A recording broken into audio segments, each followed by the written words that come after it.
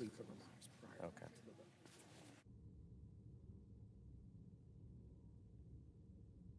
Madam President, Senator from New Jersey. I ask that the quorum call be vitiated. Without objection. Madam President, I arise today to engage in a colloquy with Senators Cassidy, Collins, and my fellow senator from New Jersey, Senator Booker, and I ask that they be acknowledged in that order and they be allowed to complete their remarks. Without objection.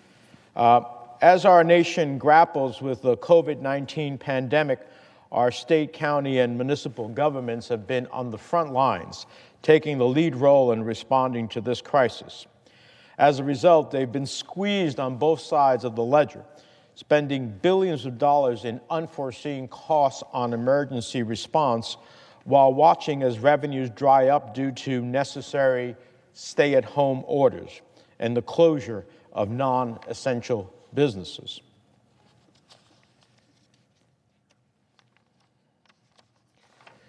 The emergency protective measures have been effective at flattening the curve and have no doubt saved thousands of lives. But they also came with a cost. All revenue sources are down. Sales tax revenue has plummeted with businesses closed. Highway trust funds won't have the resources to do basic road maintenance. Downtown parking meters are going empty due to people observing social distancing. Building permit and municipal court fees have fallen. Unless we act soon, we will see mass layoffs, devastating tax increases, and a breakdown in public safety and essential services. Already, the Bureau of Labor Statistics reported that state and local governments have laid off 1 million public employees in April. And this challenge is true for every state, county, city, and town in the country. The State and Municipal Assistance for Response and Transition, or SMART Act, is the bold, bipartisan, and common sense solution we need to give our communities a fighting chance and stop the economy from free-falling. It provides $500 billion in flexible federal dollars that will help our communities dramatically expand the testing capacity and contact tracing we need to contain the virus, a necessary step in restoring consumer confidence and to restart the economy. It will help stave off massive layoffs, tax hikes, and deep, painful cuts to essential services. It will keep our police officers, firefighters, public health workers, teachers, and other essential employees on the job during this critical time. Because it's not just about defeating COVID-19. We still need to keep our streets safe, our children learning, the trash picked up, the roads maintained, the buses and trains running on time. Now, I hear some of my colleagues speak from this floor calling not for unity, but for division. They callously ignore the pleas for help from their fellow Americans, comforted by the selfish but mistaken belief that their communities are immune to the fiscal Armageddon facing our communities. Let me be clear. When your revenues drop 30% overnight, it really doesn't matter how fiscally responsible or conservative your state budget is. No one can prepare for that. Moody's just reported that states like Ohio and Arizona are facing a fiscal shock of losing 20% of their entire budget. West Virginia, 40%. This is not a red state or blue state issue. This is a red, white, and blue issue. It's an American priority. In December of 1862, during the height of the Civil War, President Lincoln wrote the following message to Congress. In times like the present, men should utter nothing for which they would not willingly be responsible through time and eternity. I believe that history will look kindly upon those who stood for unity and compromise over demagoguery and obstinacy, those who put the well-being of the country over scoring partisan points, those who stuck out their necks and took a political risk for no other reason than it was the right thing to do. I'm proud of the bipartisan coalition we've built, and I want to thank each of my colleagues for your work and your commitment to rebuilding our communities. The Senator Cassidy, who's led this effort with me, the Senator Hyde-Smith, Senator Manchin, Senator Collins, and my partner in New Jersey, Senator Booker. With that, I turn to my friend from Louisiana, distinguished senator who exemplifies these qualities, been an incredible partner in crafting this legislation and building this coalition over the past month, Senator Cassidy. Thank you, Senator Menendez, and I again return the compliments. We worked through a lot of issues to find a bill that meets a valid public purpose that can pass on a bipartisan basis and in both chambers. So I thank Senator Menendez for working with me on that.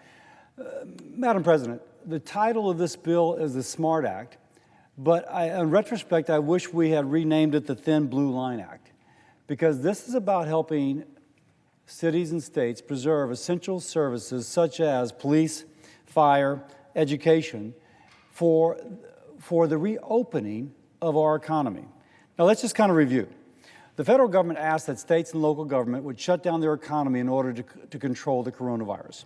And just like those small businesses closed at the behest of the government authority, so state and local governments closed, if you will, at the behest of the federal authority. But what that did was it devastated tax bases. Moody's, which Senator Menendez already alluded to, the independent agency which looks at the finances of city and states, has said that if your state is dependent upon income tax, upon sales tax, upon tourism, upon proceeds from energy, you've been hammered. Your tax base has fallen dramatically, and with the dramatic fall of that tax base becomes a dramatic fall in the ability to support the thin blue line, the educators, the firefighters, the you name it, the essential services essential to the reopening of our economy when we come out the backside of this epidemic. Now, it's already happening. Moody's predicts that 3 million of these essential workers will be laid off. I'm told that 1 million already have been. You can read about universities laying people off, but let's go back to the thin blue line. The city of Shreveport, Louisiana, just put out a budget in which there's a $20 million hit to their city budget overall. 3.9 million was unfortunately laid upon law enforcement, and 54 positions eliminated. Now, I'm told that some federal dollars came through and allowed the restoration of some of those positions, which, if you will, is a proof in concept that if there's help from the federal taxpayer to the state and local taxpayer, because they're one and the same, then these essential services can be preserved. And we know that if those police positions are preserved, then that downtown in Shreveport is more likely to safely reopen for commerce. Now, we've talked about Moody's predicting loss of revenue. Louisiana is predicted to lose 45% of its revenue, but there's other states affected: New Jersey, Maine, Florida, Oklahoma, Michigan, Idaho, Alaska, Arizona, Illinois, all predicted to lose large sums of tax revenue. So let me speak specifically about the SMART Act, or as again I would call it, the Thin Blue Line Bill. It is a reasonable, bipartisan, this is how we go forward in both chambers. Now, we picked $500 billion, and some would say, well, that's too much. Actually, that is the amount of money that Moody's predicts state and local governments will lack over the next year and a half. So we actually kind of nail where the independent agency puts the need for our state and our local government. And it's targeted. One, there's been a lot of concern that this will be used to bail out states, quote unquote, that those who've accumulated a large unfunded accrued liability in their pension funds would use that money to support those pension funds. We specifically do not allow that. So if that is somebody's political concern, that has been addressed. But what do we do? Well, first, a third of the dollars can go out now because it's based upon population. This recognizes that if California has 31 million people and Wyoming has 500,000, that there needs to be some accommodation for just the population size, because inevitably that's going to influence the total need. The next third will go out at the end of June, based upon how hard a state was hit in terms of health from the coronavirus. So if your state was slammed from coronavirus, Louisiana was, New Jersey was, other states have been, then that's where you get the help. Now, frankly, it is unfortunate that you're getting the help.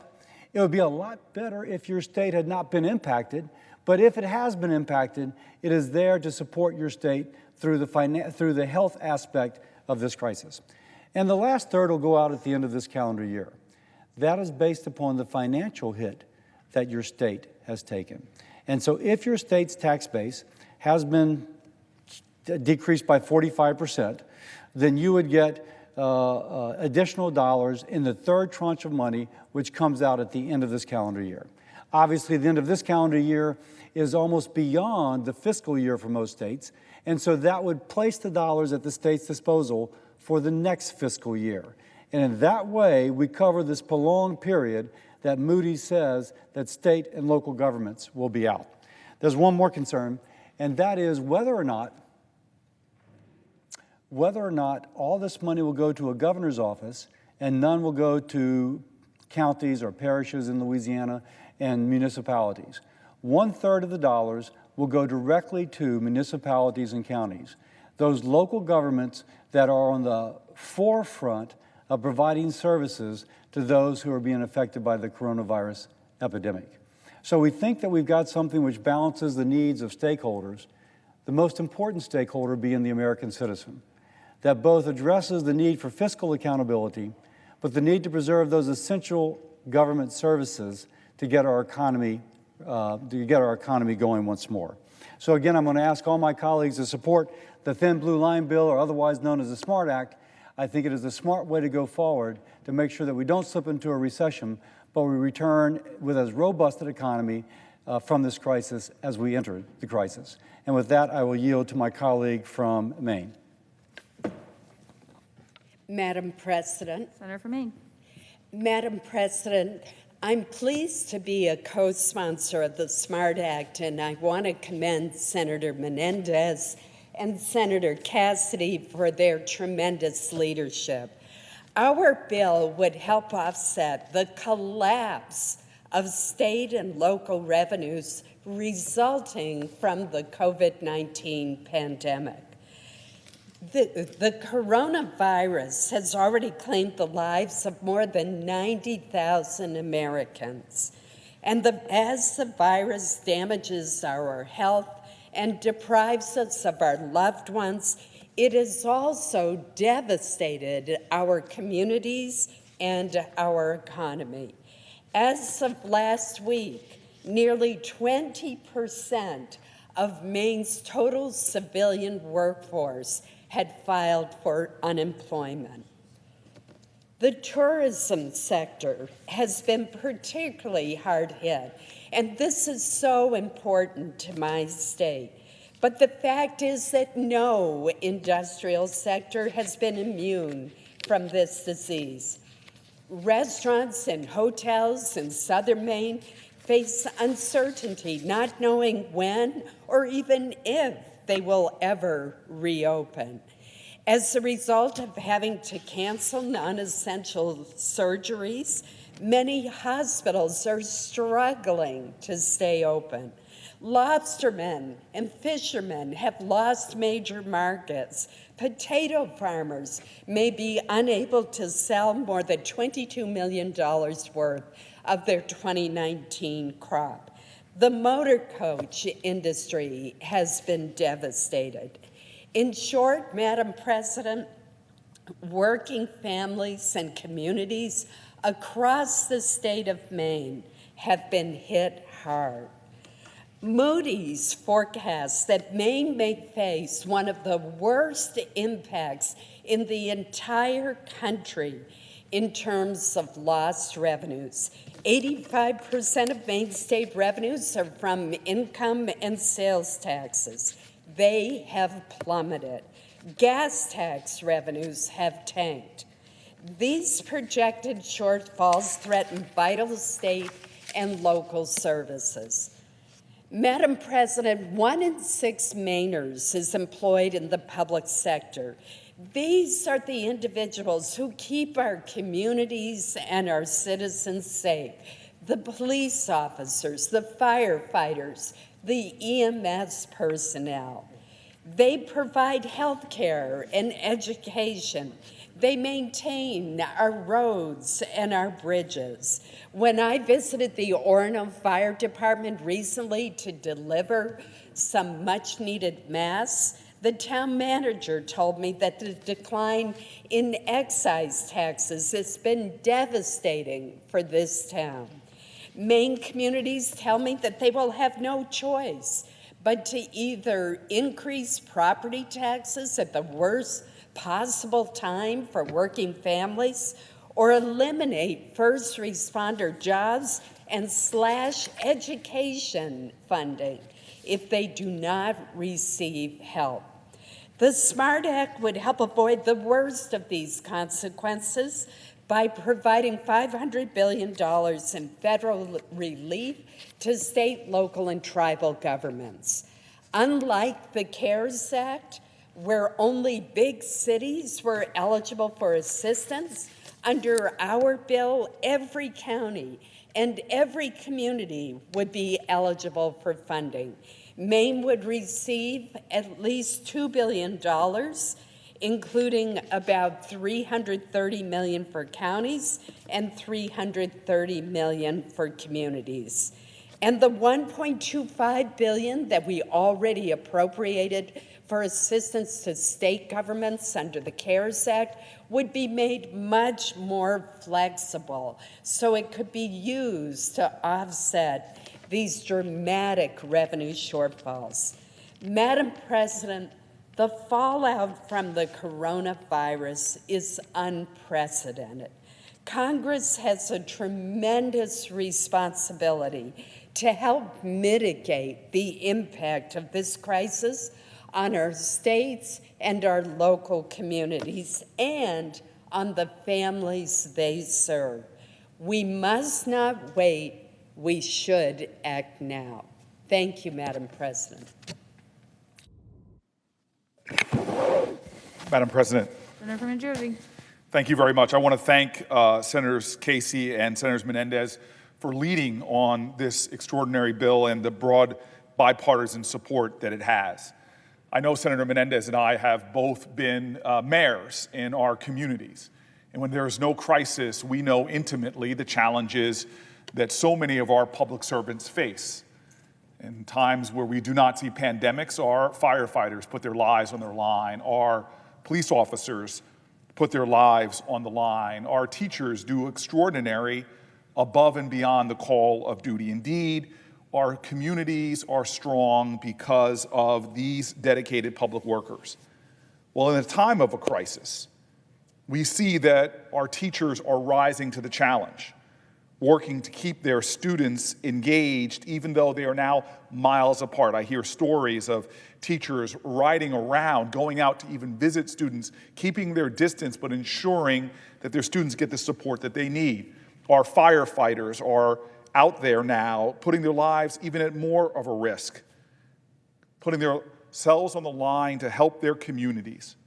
Police officers answering calls without hesitation, despite the great risk it puts on themselves and their families when they go home. And so many of our other public servants who are working diligently to keep our communities running, to keep our states strong, to meet a crisis, to try to help folks stay healthy, stay safe.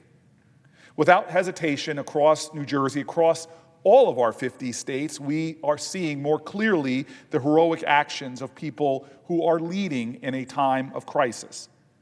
But as was said by my colleagues, across the country, states are being hit by significantly declining revenues and extraordinarily increasing costs. We are already seeing early projections, as was discussed by my colleagues. Even independent rating agencies like Moody's are talking about hundreds of billions of dollars in deficits for our state and local governments. My own governor has estimated New Jersey's projected gap caused by those declining revenues, those extremely rising costs, to be somewhere between $20 and $30 billion. Due to these shortfalls, without immediate action from Congress, state and local governments will be forced to make deep cuts to public services, including laying off folks who are not just essential in word, but make the difference often between life or death, safety or crisis in our communities. These would be the workers that would be laid off at the time that we need them the most. Not only do these vital public servants do a job protecting our communities, from educating our kids to supporting our neighbors, but cuts like these actually will aggravate and deepen the overall economic crisis facing our country. Independent rating agencies and others say that cuts like these will actually prolong our economic crisis and the time needed for recovery. This is not the time for half measures. This is the time to act at the scale that the crisis demands.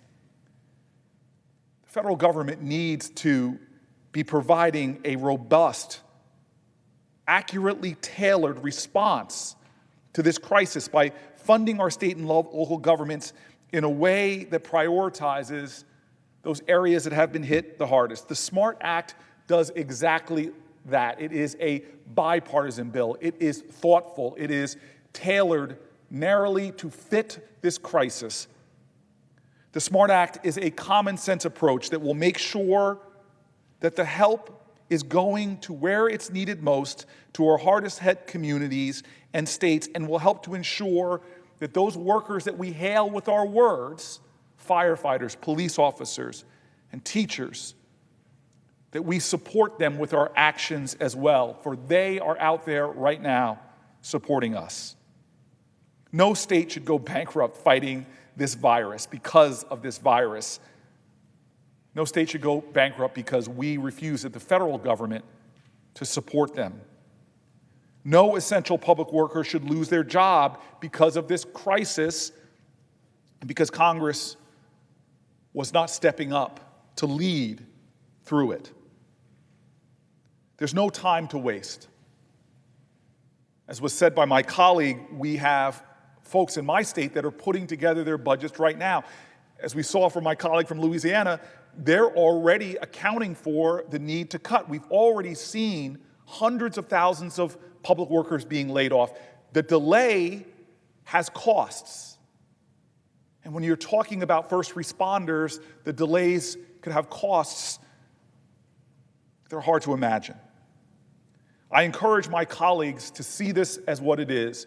It is an accurately tailored response. It is a bipartisan bill. It is what our nation needs right now. I encourage my colleagues in the Senate to work to get this to the floor so that we can vote on it, pass on it, and get it through Congress to the president's desk so that we can avoid these layoffs and help to endure the storm that we're in and ultimately overcome the severity of its ravages. Thank you, Madam President.